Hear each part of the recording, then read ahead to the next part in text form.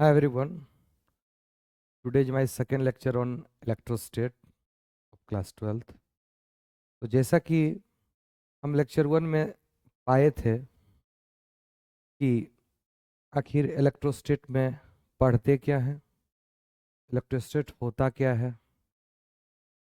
इसमें किसके बारे में पढ़ते, तो हमने पाया था कि इलेक्ट्रोस्टेट में हम लोग स्टडी करते हैं charge, forces, force on charge, field due to charge, potential और potential energy due to charge, कब, जब चार्ज रेस्ट में हो। तो सबसे पहले हमने पढ़ा था क्या चार्ज होता क्या है। तो हमने बताया था चार्ज एक मीटर पे जब चार्ज है, इसका मतलब है उस पे दो प्रकार के चार्ज हो सकते हैं, आइदर पॉजिटिव और निगेटिव। अब उसके बाद आया था कि चार्ज दो प्रकार के, ठीक है, पॉजिटिव और निगेटिव। तो किसी बॉडी पे चार्ज का मतलब क्या होता है? चार्ज का मतलब ये नहीं कि उस पर इलेक्ट्रॉन और प्रोटॉन का होना, ये तो बात सही है कि अगर मैटर है तो उसमें इलेक्ट्रॉन और प्रोटॉन होंगे। किसी भी बॉडी पे चार्ज का मतलब होता है net amount of charge. Net amount of charge in the sense either be positive और निगेटिव। नेट जो चार्ज डेवलप होता है किसी भी बॉडी पे due to the transfer of electrons होते हैं, मतलब इलेक्ट्रॉन के ट्रांसफर से होते हैं। जनरली इलेक्ट्रॉन का जब ट्रांसफर होगा तभी उस पर चार्ज डेवलप होगा। मतलब एक बॉडी पे अगर पॉजिटिव चार्ज है तो वो तब होगा जब उससे इलेक्ट्रॉन निकला, और निगेटिव है जब उस पर इलेक्ट्रॉन आया। तो एक्सेस ऑफ इलेक्ट्रॉन होने पे उस पर निगेटिव चार्ज डेवलप होगा, और डिफिशियंसी ऑफ इलेक्ट्रॉन होने से उस पर पॉजिटिव चार्ज डेवलप होगा। उसके बाद मैंने आपको यह बता दूं कि अगर मीटर है, उसमें मास है, चार्ज हो भी सकता है और नहीं भी हो सकता है। बट अगर किसी सिस्टम पे चार्ज है तो कन्फर्म है वह मीटर है और उसमें क्या होगा, मास है। ऐसा कोई सिस्टम नहीं है जिस पे चार्ज है मास नहीं है। चार्ज है तो मास पक्का है, बट मास है तो चार्ज हो भी सकता है और नहीं हो सकता है। अब चार्ज डेवलप कैसे करेंगे, ये पढ़े थे, चार्जिंग बाय रबिंग, या उसको कहते हैं चार्जिंग बाय फ्रिक्शन। दूसरा हम पढ़े थे चार्जिंग बाय कंडक्शन, और तीसरा पढ़े थे चार्जिंग बाय इंडक्शन। ये तीन चीज मैंने आपको पढ़ा दिया था। और फिर और तीन फेनोमेनन जो हैं, charging by photo electric effect, charging by field emission और चार्जिंग बाय थर्मल इमिशन, ये हम फर्दर फ्यूचर में पढ़ने वाले हैं क्लास 12th में ही। इसके बाद फिर मैंने आपको ये बताया था, जब मैंने ये चार्ज के बारे में, चार्ज कैसे डेवलप करते हैं। अब हम ये कैसे पता करें कि कोई बॉडी पे चार्ज है या नहीं? तो किसी बॉडी पे चार्ज होने का एग्जिस्टेंस है उस पे ये कैसे पता करोगे, इसके आपको मैंने तरीके बताए थे। एक गोल्ड लीफ एक्सपेरिमेंट होते हैं, जिसमें क्या होता है, गोल्ड लीफ क्यों ले जाता है कि गोल्ड का आप एक पतला शीट बना सकते हो, मतलब वो बहुत ही पतला शीट बन सकता है। और उस पे दोनों प्लेट, अगर किसी कंडक्टिंग चार्ज बॉडी से उसको टच करेंगे तो उसके दोनों प्लेट पे सेम चार्ज डेवलप होगा।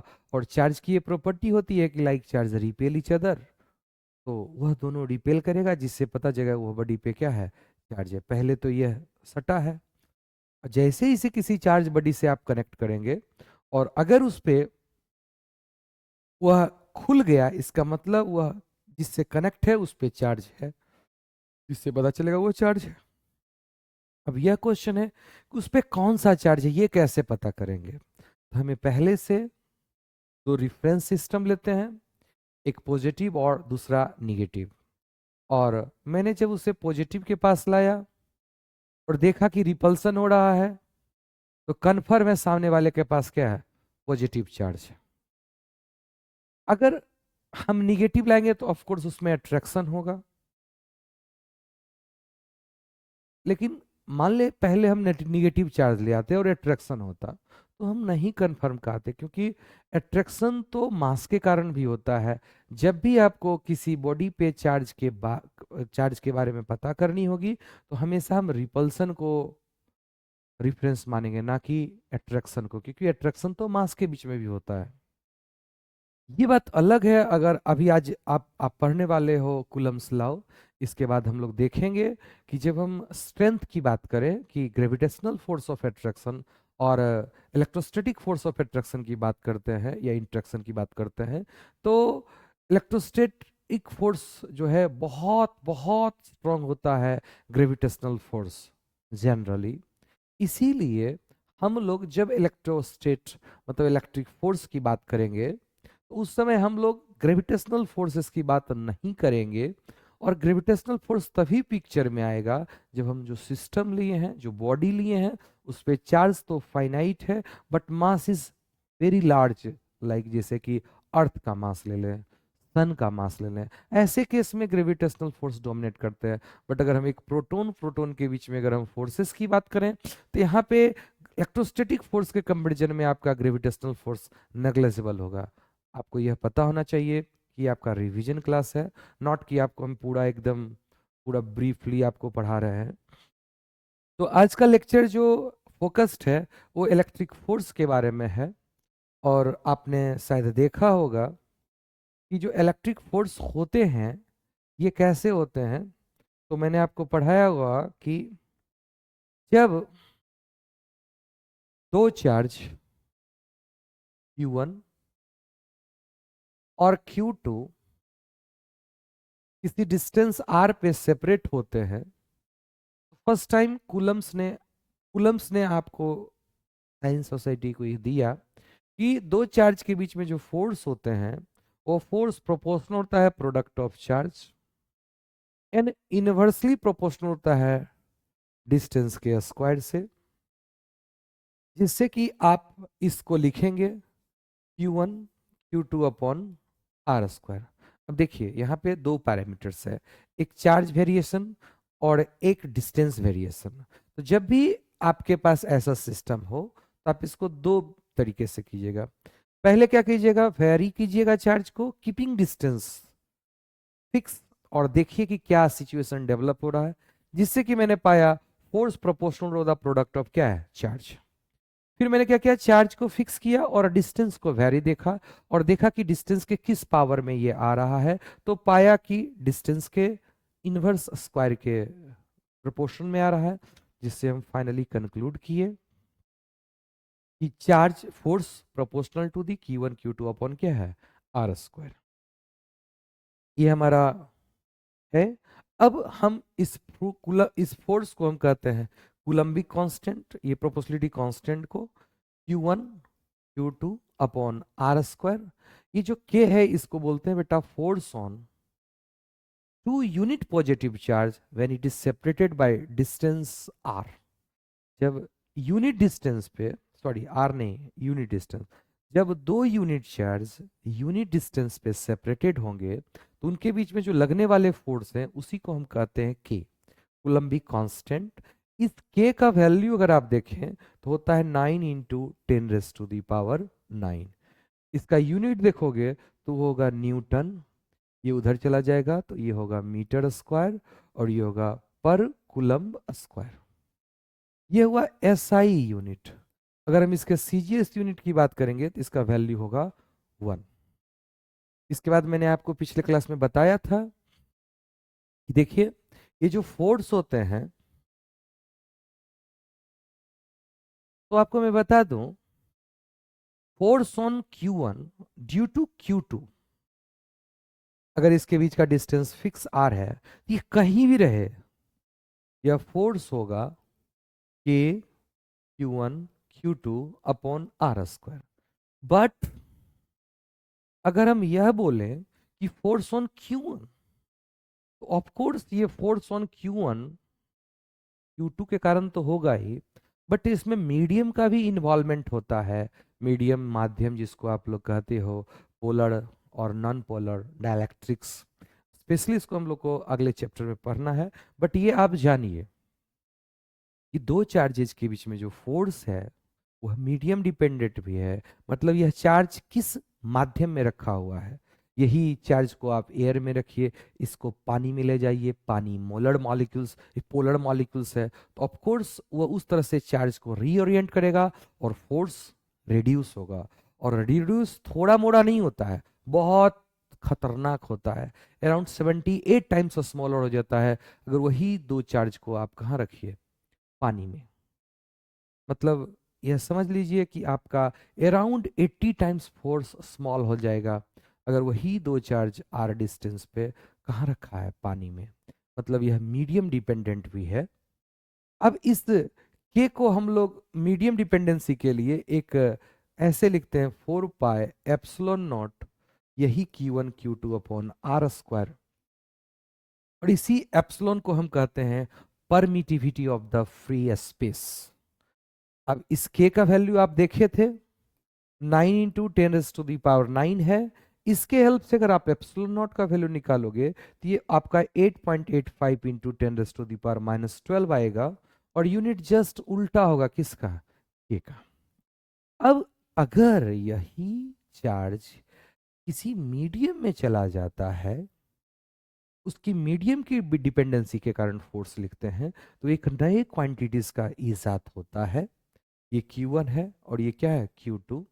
जब ये वैक्यूम में नहीं है, किसी मीडियम में है, ये फोर्स जो होगा वो अब 1/4 पाई एप्सिलॉन बोलते हैं, इसको बोलते हैं permittivity of the medium into Q1 Q2 upon R square. अब एक्चुअली क्या है, ये परमिटिविटी है, ये इसका एब्सोल्यूटनेस है, बट क्या है, हमारा साइंस सोसाइटी एक दूसरे को रिलेट करने के लिए रिलेटिव टर्म का ज़्यादा यूज़ करता है, तो हम लोग यहाँ पे हमेशा वैक्यूम के रिस्पेक्ट में बात करना चाहते हैं, इसलिए हम एक नया टर्म डेवलप करते हैं जिसको कहते हैं एप्सिलॉन आर, जिसको हम बोलेंगे रिलेटिव परमिटिविटी, रिलेटिव परमिटिविटी। और आपको मैं बता दूं, ये जो एप्सिलॉन होता है ये एप्सिलॉन नॉट इंटू क्या हो गया, एप्सिलॉन आर। मतलब ये एप्सिलॉन आर जो है वो एप्सिलॉन अपॉन एप्सिलॉन नॉट है, और जो एप्सिलॉन की यूनिट होती है वही एप्सिलॉन नॉट की यूनिट होती है, बट एप्सिलॉन आर जो है एक यूनिटलेस क्वांटिटी है। और आपने पाया फोर्स हमेशा घटेगा, इट मींस इस एप्सिलॉन आर की वैल्यू जो है इसके जगह पे आप रखोगे 4 pi epsilon naught epsilon R Q1 Q2 upon, तो जो आपका एप्सिलॉन आर रिलेटिव परमिटिविटी है, इसकी वैल्यू हमेशा एक से क्या होगी, बड़ी। एक कब होगी, जब वैक्यूम की बात करेंगे, वहां पे एप्सिलॉन आर की वैल्यू क्या होगी, 1। अगर कोई भी पूछे आपसे एप्सिलॉन आर कैसी क्वांटिटी है, तो इसका फिजिकली जो कहेंगे इसका कोई डायमेंशन होता नहीं है, ये जस्ट एक कंपैरिजन है। इसके बाद मैं आपको बता दूं कि जो आप लोग पढ़ रहे हो इलेक्ट्रोस्टेट में, आप लोग जो इलेक्ट्रिक फोर्स निकाल रहे हो, force is a vector quantity. और मैं आपको बता दूं, फोर्स को ब्रॉडली एक एक और क्लास है जिसके आधार पर फोर्स को दो प्रकार में डिवाइड किया जाता है। One is called conservative force और other is called non conservative force. और कंजर्वेटिव फोर्स ऐसे फोर्स को कहते हैं जिसका जिसका जिसका वर्क पाथ से डिपेंड नहीं करता, वह इनिशियल और फाइनल पॉइंट पे डिपेंड करता है, ऐसे फोर्स को हम कंजर्वेटिव फोर्स कहते हैं। दूसरा एक और तरीका है बेटा, अगर हम इसको कहें किसी क्लोज लूप में अगर आप जाते हो और उसका नेट उस फोर्स के कारण वर्क 0 है, इट मींस वह फोर्स कंजर्वेटिव हो सकता है। कंजर्वेटिव है तो पक्का, देखिए दो चीज है, अगर फोर्स कंजर्वेटिव है तो उसका क्लोज लूप में वर्क 0 है, उसका वर्क पाथ पे डिपेंड नहीं करेगा। लेकिन अगर ऐसे कोई कहे कि क्लोज लूप में वर्क 0 है, इसका मतलब फोर्स कंजर्वेटिव है, वो हो भी सकता है। और नॉन कंजर्वेटिव फोर्स है तो उसका वर्क पाथ पे डिपेंड करेगा, क्लोज लूप में वर्क 0 नहीं भी हो सकता है। तो आपको मैं बता दूं, जो हमारा इलेक्ट्रिक फोर्स है ये हमारा कंजर्वेटिव फोर्स है, और force is a vector quantity. अब एक और इसको क्लास कहते हैं सेंट्रल फोर्स। एक होता है और तरीका सेंट्रल फोर्स। तो आपको मैं बता दूं, इलेक्ट्रोस्टैटिक फोर्स एक प्रकार का सेंट्रल फोर्स होता है। सेंट्रल फोर्स उसे कहते हैं जो आपका सेट ऑफ सिस्टम है, जैसे चार्ज हुआ, तो उन दोनों चार्ज के बीच में जो फोर्स है वो उसके लाइन ज्वाइनिंग में लगेंगे, that's why it is called central force. कभी कोई पूछे क्या इलेक्ट्रिक फोर्स सेंट्रल फोर्स है, तो कहोगे ऑफ कोर्स, क्योंकि इनके जो फोर्सेस लगते हैं वो उनके लाइन ज्वाइन के अलोंग लगते हैं, इसलिए इलेक्ट्रिक फोर्स या इलेक्ट्रोस्टैटिक फोर्स जो है वो एक सेंट्रल फोर्स है, यह कंजर्वेटिव फोर्स है। और मैं आपको बता दूं, ये ऐसे हायर एजुकेशन में पढ़ना है, लेकिन आपको थोड़ा जानना चाहिए कि अगर फोर्स कंजर्वेटिव है, तो वैसे फोर्स के लिए एक स्केलर सिस्टम डिफाइन करता है, स्केलर फंक्शन डिफाइन करता है, जिस फंक्शन को आगे चल के हम लोग पोटेंशियल कहते हैं। तो potential is only defined for conservative force, ऐसा कह सकते हैं कि पोटेंशियल किसका डिफाइंड होता है, एक कंजर्वेटिव फोर्स का कहता है, क्योंकि इलेक्ट्रिक फील्ड एक कंजर्वेटिव फोर्स है, इसलिए इसका पोटेंशियल डिफाइंड होगा। जैसे कि आपने देखा, आपने इससे पहले कभी पढ़ा होगा किसी पोटेंशियल के बारे में, तो ऑफ कोर्स क्लास 11th में आपने ग्रेविटेशनल पोटेंशियल के बारे में पढ़ा होगा, क्योंकि ग्रेविटेशनल फोर्स भी जो होते हैं वो भी कंजर्वेटिव फोर्स होते हैं। कभी आपने फ्रिक्शन का पोटेंशियल पढ़ा है? नहीं। जो कंजर्वेटिव फोर्स होते हैं उन्हीं का पोटेंशियल डिफाइंड किया जाता है। और व्हाट इज पोटेंशियल अगर कोई पूछे तो आप कहिएगा कि एक तरह से कहिए कि एक कंजर्वेटिव फोर्स का एक स्केलर फॉर्म अगर कोई डिफाइन करना चाहता है, उसी को हम लोग कहते हैं पोटेंशियल। ये नहीं कहोगे कि scalar form of force is called potential. Just एक क्या है कि एक फिजिकल सिस्टम डिफाइन किया गया पोटेंशियल। पोटेंशियल कंजर्वेटिव सिस्टम का डिफाइन किया, कंजर्वेटिव फोर्सेस को का ही डिफाइंड होता है। अच्छा, वो तो बात की बात है। अब क्योंकि अभी तो हमने मैग्नीट्यूड निकाला, अब दिशा देखें कि अगर एक चार्ज Q1 है और एक चार्ज क्या है Q2, इनके बीच में जो आप फोर्स निकाले, तो ये फोर्स का मैग्नीट्यूड तो है कि Q1 Q2 अपॉन R²। लेकिन अगर इसके दिशा की बात करें, तो दिशा तो इसी दिशा में ना होगी, लाइन में। अगर मैं इसको रेफरेंस पॉइंट मानूं, ये हमारा आर वेक्टर होगा, तो इसी को आप बोल सकती हो कि Q1 Q2 upon R² in the direction of R cap. अगर अगर अपोजिट चार्ज होगा तो अपने आप इसमें साइन के साथ रख दीजिएगा, अपने वह साइन ले लेगा। अब रही बात आर कैप की, ये यूनिट वेक्टर है, इसको आप लोग ऐसे भी लिख सकते हैं R² into vector R upon mod of vector R, जो फाइनली आया KQ1 Q2 upon RQ vector R।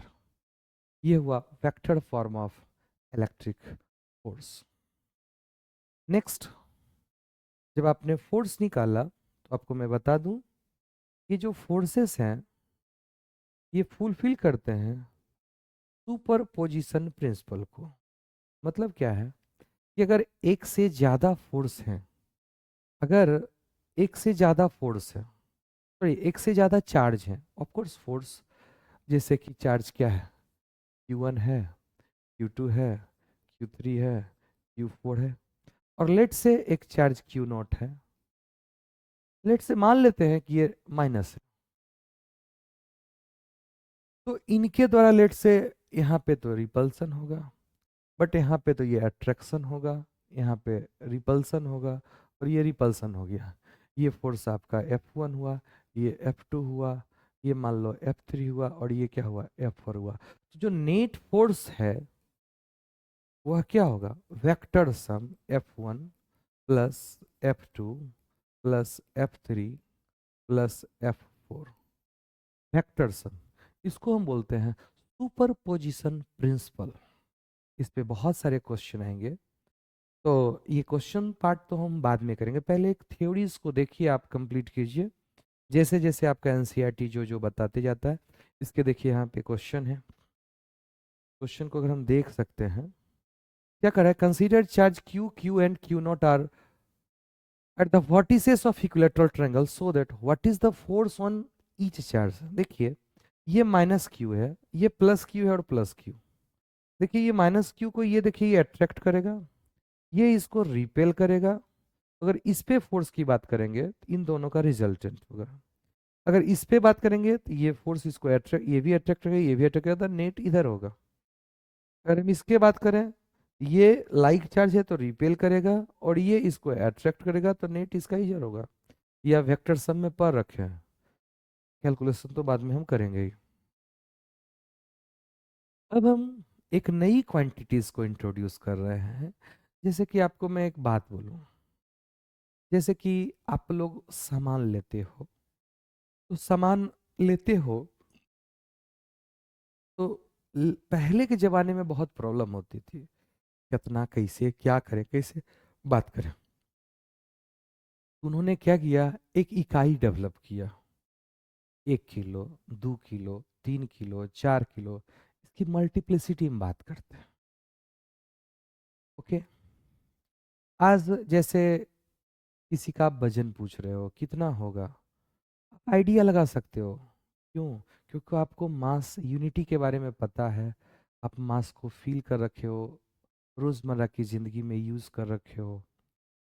अब उसी प्रकार क्या है, एक फिजिकल क्वांटिटीज आज हम देखना चाहते हैं, that is called electric field. What is electric field? यह भी एक प्रकार का फोर्स है, बट ये force on unit positive charge के बारे में बात करना चाहता है। मतलब कहने का मतलब क्या है कि एक तरह से समझिए, यह पॉजिटिव चार्ज है, लेट से क्यू, तो इनका इफेक्ट यहां से लेके अनंत तक होगा, जब जहां पे भी कोई चार्ज होगा। अब वो कितना होगा? तो हर जगह चार्ज रखिए, अलग अलग रखिए, अलग अलग फोर्स निकालिए, तो कुछ ऐसा सिस्टम करें कि हम अलग अलग पोजीशन के लिए हमें कुछ पता हो, और वहां पे जो भी चार्ज रखें जस्ट वो चार्ज वहां पे बताएं, उधर से फोर्स डिफ्लेक्ट हो जाए। जैसे कि सॉफ्टवेयर होता है, उसमें रेट ऑलरेडी हम डाल रखे होते हैं कि पर केजी का ये रेट है। आप जस्ट अमाउंट डालिए कि हम 10 केजी दिए, उसमें मल्टीप्लाई करके अपने आप वो अमाउंट आपको दे देगा। सेम उसी प्रकार का एक सिस्टम यहाँ पे क्रिएट हो गया कि हम यूनिट पॉजिटिव चार्ज पे फोर्स जानते हैं, अगर वहाँ पे क्यू चार्ज है तो उतना फोर्स हो जाएगा किसी सिस्टम ऑफ चार्ज के कारण। इससे पहले मैं आपको कुछ चीज बता दूं कूलम्स के बारे में। कूलम्स लॉ, आज भले आप कूलम्स के फोर्स के कारण बहुत सारे ले, लेकिन कूलम्स लॉ कहाँ अप्लीकेबल है? It is applicable on point charge. अगर पॉइंट चार्ज नहीं है तो क्या होगा? ना पड़ेगा। और क्या, मतलब फिर आगे चला कि अच्छा, अगर पॉइंट चार्ज है तो चार्ज का जो डिस्ट्रीब्यूशन है ना सिमेट्रिकल ना चाहिए, जिससे कि हम उसको किसी पॉइंट पे कंसंट्रेटेड मान सकते हैं। जैसे कि आप लोगों ने क्लास 11 में पढ़ा था सेंटर ऑफ मास, जहाँ पे हम पूरे मास को कंसंट्रेट मान सकते हैं। उसी तरह एक चीज डेवलप होगा सेंटर ऑफ चार्ज, जहाँ पे किसी एक पार्टिकुलर पॉइंट पे हम उस सारे चार्ज को मान सकते हैं, तब हम लगाएंगे कूलम्स लॉ। ऐसे नहीं कि कूलम्स लॉ कैसे भी चार्ज डिस्ट्रीब्यूशन लग जाएगा। कूलम्स लॉ लगता है जब चार्ज पॉइंट चार्ज हो। ये बात जानिए। अब ये चार्ज है, इनके कारण यहाँ पे फोर्स क्या होगा? अलग अलग चार्ज के अलग अलग फोर्स होंगे, लेकिन जहां पे भी फोर्स निकालना वहां पे एक यूनिट पॉजिटिव चार्ज रख दो, और उस यूनिट पॉजिटिव चार्ज पे लगने वाले बल को ही हम कहते हैं इलेक्ट्रिक फील्ड। मतलब फोर्स पर unit charge is called electric field. अब मान लेते हैं ये डिस्टेंस r है, तो यहाँ पे जो फोर्स लगेगा वो फोर्स होगा k q upon R square, जब डिस्टेंस क्या है r है। क्यों? एक q है और दूसरा क्या है 1, ये भी फोर्स है, जिसको हम लोग बोलते हैं इलेक्ट्रिक फील्ड। इलेक्ट्रिक फील्ड भी एक वेक्टर क्वांटिटी है। इलेक्ट्रिक फील्ड क्या है? Force on unit charge is called electric field. मतलब फोर्स पर unit charge is called electric field. किसी यूनिट चार्ज पे किसी चार्ज q के द्वारा लगने वाले बल को ही कहते हैं इलेक्ट्रिक फील्ड। इसका यूनिट जो होगा वो न्यूटन पर कूलम होगा।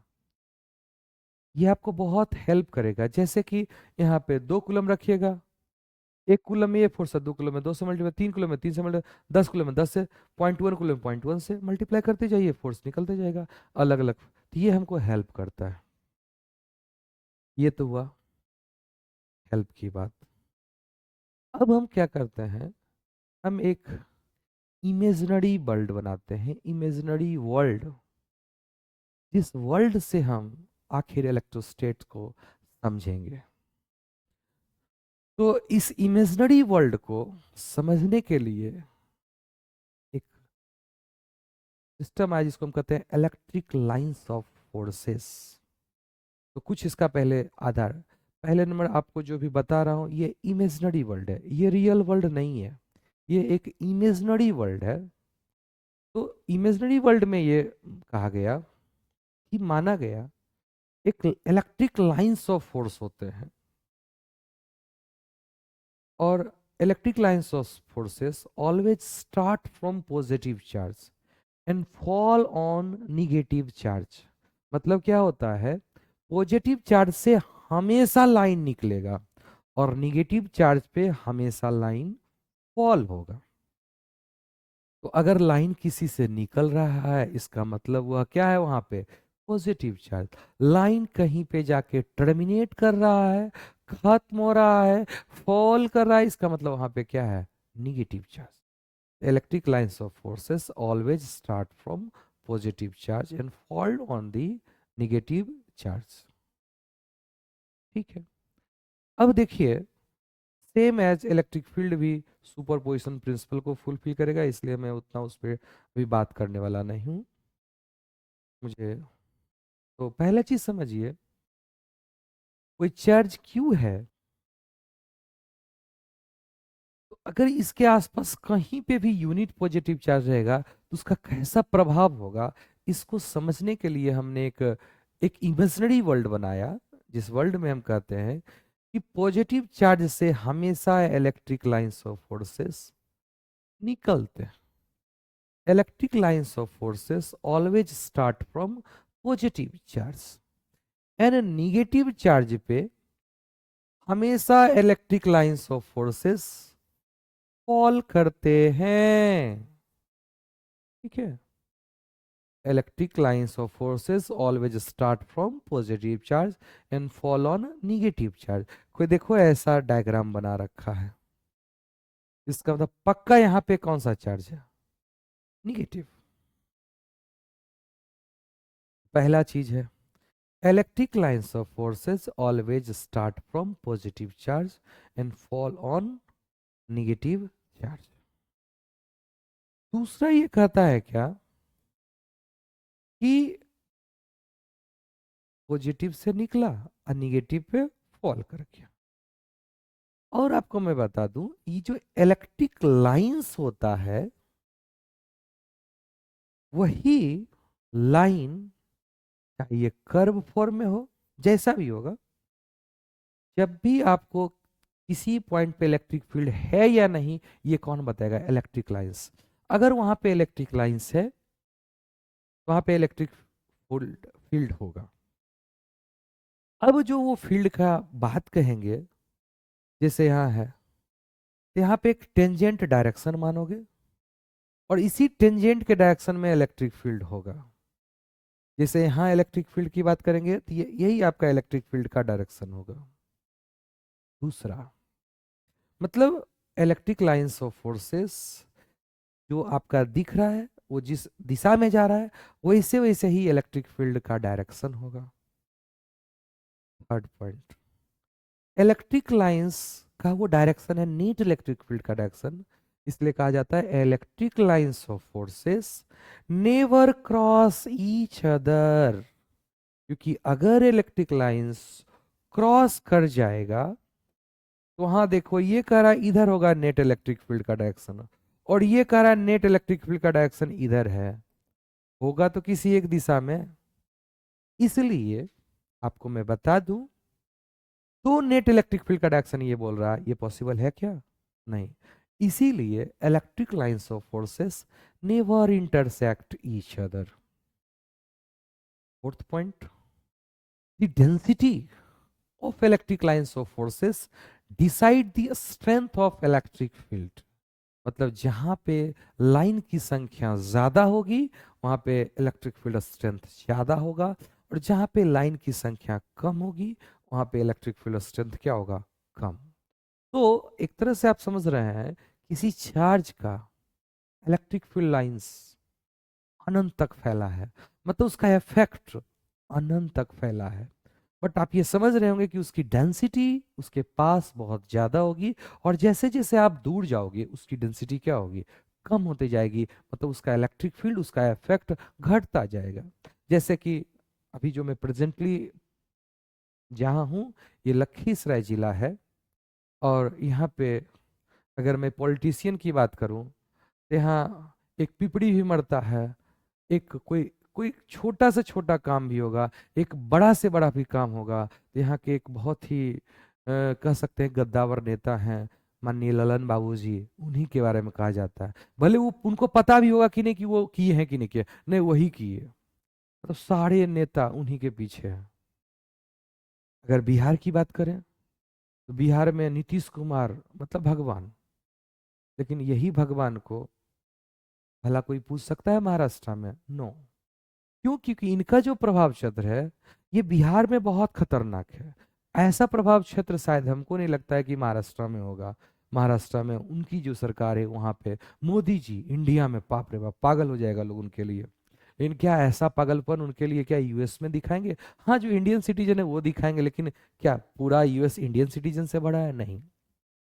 इसी तरह से क्या होता है, चार्ज के पास उनका प्रभाव ज्यादा होता है, और जैसे जैसे आप चार्ज से दूर जाएंगे उस चार्ज का प्रभाव घटता जाएगा। सेम उसी प्रकार इसको समझने के लिए हम लोगों ने एक इंट्रोड्यूस किया इलेक्ट्रिक लाइंस ऑफ फोर्सेस, कि जैसे जैसे चार्ज से दूर जाओगे उनके इलेक्ट्रिक लाइंस की डेंसिटी घटती जाएगी किसी एक रीजन में, क्लोज रीजन में, एक जो आप वेल डिफाइंड रीजन लिए, जिससे हम कहेंगे कि उसका इलेक्ट्रिक फील्ड स्ट्रेंथ क्या होगा, घटेगा। मतलब इलेक्ट्रिक फील्ड लाइंस के डायरेक्शन से हम इलेक्ट्रिक फील्ड का डायरेक्शन तो बताएंगे। जहां तक रही स्ट्रेंथ की बात तो हम कहेंगे लाइंस की डेंसिटी से, कि इलेक्ट्रिक फील्ड लाइन की डेंसिटी डिसाइड करती है कि वहां पे इलेक्ट्रिक फील्ड स्ट्रेंथ क्या है। ओके, तो हमने इलेक्ट्रिक फील्ड लाइंस की जो जो प्रॉपर्टी देखी उसको एक बार फिर से देखते हैं। पहला कि इलेक्ट्रिक फील्ड लाइंस पॉजिटिव से निकलता है और निगेटिव पे फॉल करता है। पॉजिटिव से निकला और निगेटिव पे फॉल किया, मतलब हर पॉजिटिव किसके फेदार में है, किसमें, किसके लिए पागल है, निगेटिव के लिए। कोई निगेटिव मिल जाए मैं उस पर जाके गिर जाऊं, निगेटिव ही नहीं उठाए, कोई पॉजिटिव आके मुझ पर लाइन तो गिराए। ओके, दूसरा पॉजिटिव से लाइन निकला और निगेटिव पे जाके फॉल किया। सेकेंड प्रॉपर्टी है कि जो इलेक्ट्रिक फील्ड लाइन जैसे जैसे घूम रहा है वैसे से ही इलेक्ट्रिक फील्ड का दिशा भी घूम रहा है। मतलब उस कर्व पे टेंजेंशियल एरो डाल दो, वही जो एरो का दिशा वही जैसे जा रहा है वैसे ही वही आपका इलेक्ट्रिक फील्ड का डायरेक्शन होगा। इलेक्ट्रिक फील्ड का स्ट्रेंथ उसकी डेंसिटी डिसाइड करती है। और फिर मैंने बताया था कि electric lines of forces never cross each other, because किसी अगर वो क्रॉस करेगा तो जहां पे वो क्रॉस किया वहां पे दो नेट इलेक्ट्रिक फील्ड के डायरेक्शन है जो कि पॉसिबल नहीं है। ओके, अब जो हम आपको बात करते हैं सर, एक चीज और है। दो चार्जेस है, एक Q1 और Q2, लेट्स से दोनों पॉजिटिव है, इतना लाइन निकाले। एक तो आगे पढ़ोगे कि नहीं कुछ दिखे तो Q/ε लाइन निकाल दो। ये डिफाइंड किया गया, हम लोग जब डिफाइन किए इलेक्ट्रिक लाइंस को तो ये कहे कितने नंबर ऑफ लाइंस निकालना चाहिए, Q/ε। तो दिखाने के लिए तो आप निकालोगे नहीं उतना, आप यही जानो इतना ज्यादा चार्ज होगा उतना ज्यादा उससे लाइन निकलेगा, या उस पर उतना लाइन क्या किया, फॉल करेगा। जैसे कि मैं एक एग्जांपल के लिए दूं कि अगर एक चार्ज Q1 है और दिखाऊं बेटा, इससे मान लो मैंने 4 एरो निकाल दिया, और इससे मैंने मान लो ये Q2 चार्ज है, इससे मैंने लेट्स से 6 एरो निकाल दिया। चलो 8 एरो निकाल देते हैं। इससे 8 निकाले, इससे चार्ज निकाले, इससे दुगना लाइन इससे निकाल रहे हैं, मतलब इस पे दुगना चार्ज होगा। चार्ज इस पे कितना होगा? दुगना चार्ज होगा, क्योंकि आपने दुगना लाइन निकाला इसलिए उस पर दुगना चार्ज होंगे। तो इससे हमें यह शिक्षा मिलती है कि number of line proportional to the amount of charge. More line निकल रहा है इसका मतलब उसके पास ज्यादा चार्ज है, और कम लाइन निकल रहा है इसका मतलब उस पर क्या है? कम चार्ज है। ओके, ये कुछ आपको एनसीईआरटी यहाँ पे, ये कुछ फील्ड लाइंस आपको बता रहे हैं, ये सब आगे वो एक्सप्लेन करेगा। अभी जस्ट आपको ये बताया कि पॉजिटिव से निकलता है और निगेटिव पे फॉल करता है। Force on unit positive charge is called.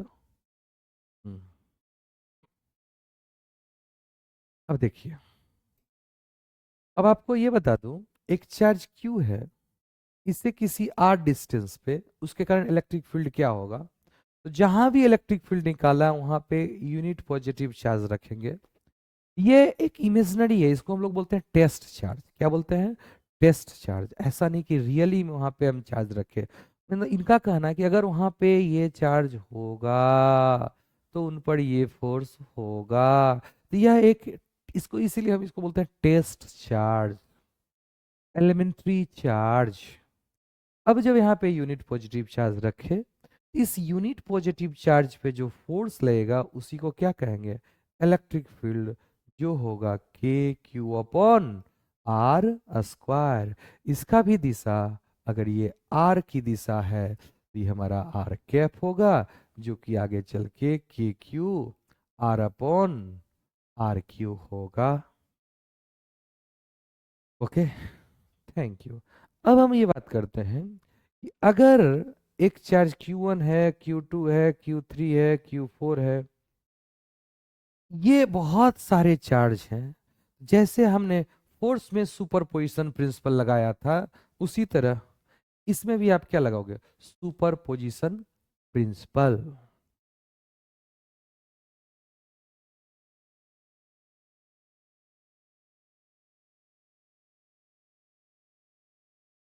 अब एक चीज मैं आपको बता दूं, एक चीज मैं आपको बता दूं, एक और चीज समझिए। फील्ड लाइंस जो है ना, वो एक एनर्जी को बताता है। अगर किसी चार्ज के कारण एक फील्ड लाइंस डिस्ट्रीब्यूटेड है, जो भी उसका दिख रहे हो, वो दिखा रहा है कि कैसे एनर्जी वो डिस्ट्रीब्यूट किया, कहाँ कहाँ एनर्जी डिस्ट्रीब्यूट किया। इसको आप समझोगे, इसी को हम लोग बोलते हैं इलेक्ट्रिकल एनर्जी। क्या बोलते हैं? इलेक्ट्रिकल एनर्जी, जो हम बाद में देखेंगे।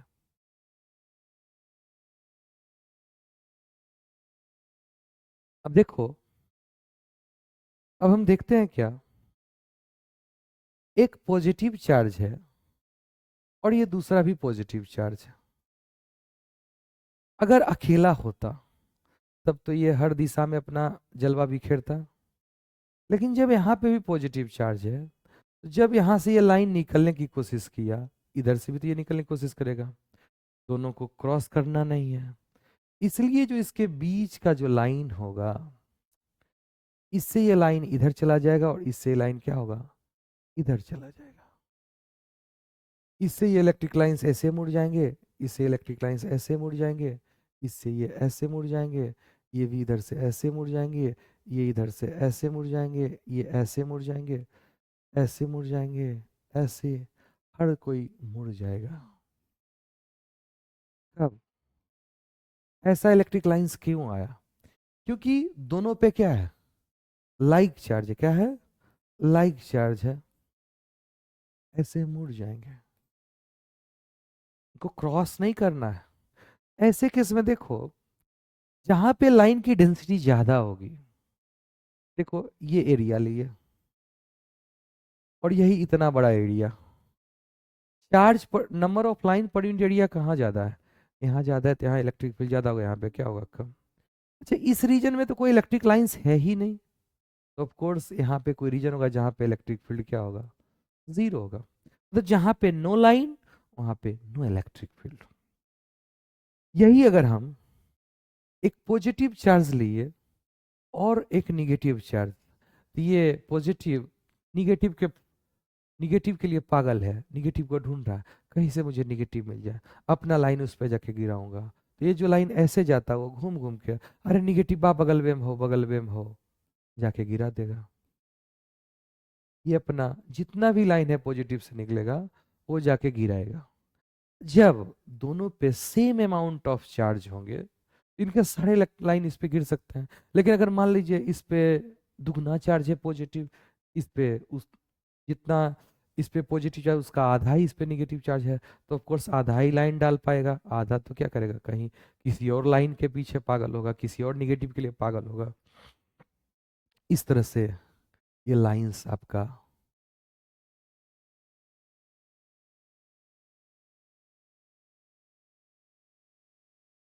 सॉरी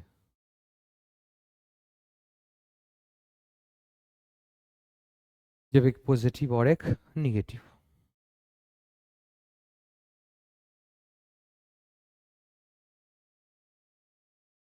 नेक्स्ट क्लास में आगे हम पढ़ेंगे, एक अगले फिजिकल क्वांटिटीज को इंट्रोड्यूस कर रहा है, ये अमाउंट की बात जो कर रहा है, एक नए फिजिकल सिस्टम को डिफाइन करें जिसको हम बोलेगा फ्लक्स। फ्लक्स क्या होता है? किसी क्लोज्ड एरिया से कितने नंबर ऑफ लाइंस निकलेंगे उसी को बोलते हैं फ्लक्स। पढ़ ही लेते हैं थोड़ा। फ्लक्स को हम लोग पाई से रिप्रेजेंट करते हैं। कैसे रिप्रेजेंट करते हैं? पाई।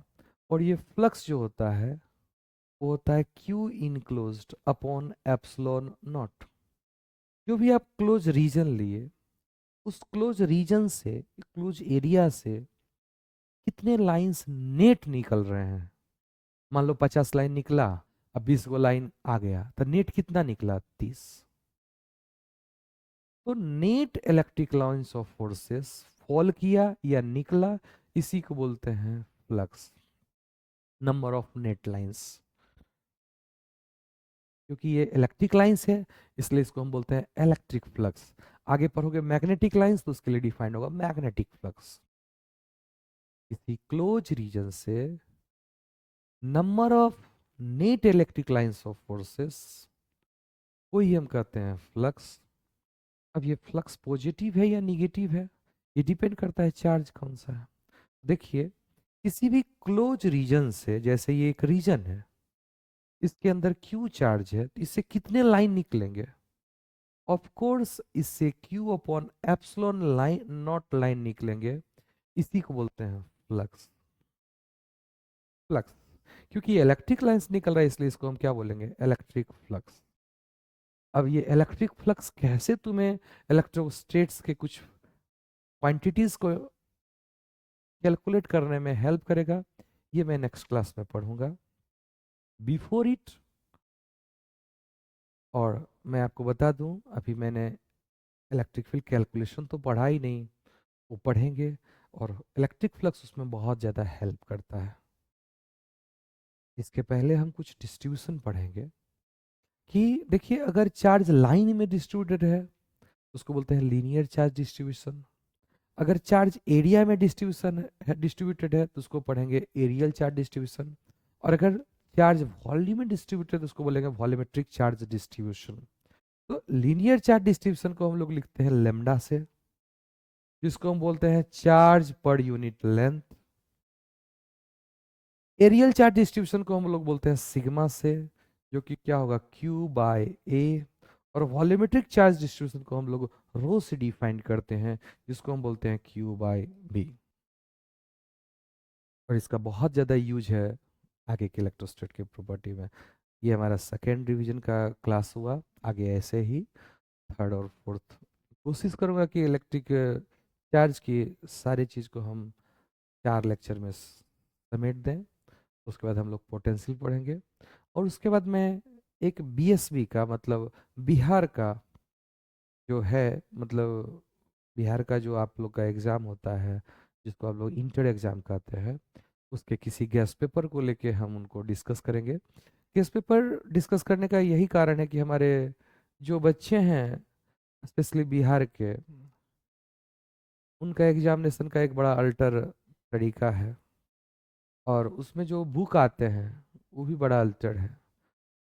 ये किताब में भी बहुत सारी गलतियां होती है, इसलिए मैं सोच रहा हूँ कि आप जो पढ़ रहे हो आधा तो नहीं पढ़ते हैं, तो गेस्ट पेपर ही अगर आप पढ़ते हैं तो उसमें बहुत सारी गलतियां होती हैं, त्रुटियां होती है, तो मैं आपको उसको दिखाते चलूँ कि भैया रटने में ये नहीं रट लेना, नहीं तो फिर दिक्कत हो जाएगा। कभी बच्चे को देखते हैं कहते हैं कि सर हम तो पूरा मार के ऑब्जेक्टिव, लेकिन जब पता चलता है तो। और मैं आपको बता दूं आपके स्पेशली बिहार बोर्ड के लिए कि अगर आप ऑब्जेक्टिव सही बना लेते हो तो आपका रिजल्ट अच्छा ही होगा। लेकिन ऑब्जेक्टिव में कहीं अगर आप किसी बहकावे में आके या किसी का देख के इसे वैसे बना दिए तो आपका रिजल्ट अच्छा बिल्कुल भी नहीं हो सकता। तो उसी को पॉइंट ऑफ में रखते हुए पहले मैं बिहार बोर्ड का बनाता हूँ। फिर ऐसा नहीं कि बिहार बोर्ड वाला बनाऊंगा तो वो आपके सीबीएसई बोर्ड वाले के लिए हेल्पफुल नहीं होगा। और सीबीएसई बोर्ड का क्या है कि इनका एक बुक है, पेज वाइज उनका क्वेश्चन डेवलप है। तो फिर से मैं एक इलेक्ट्रोस्टेट का लेक्चर बनाऊंगा जिसमें हर पेज को मैं इंट्रोड्यूस करूंगा। अभी ऐसे ही सरफेस पे मैं पढ़ा रहा हूँ, फिर हर पेज पे जो पेज वाइज क्वेश्चन है उसको एनसीईआरटी को डिस्कस करूंगा। आज के लिए इतना ही, धन्यवाद, थैंक यू।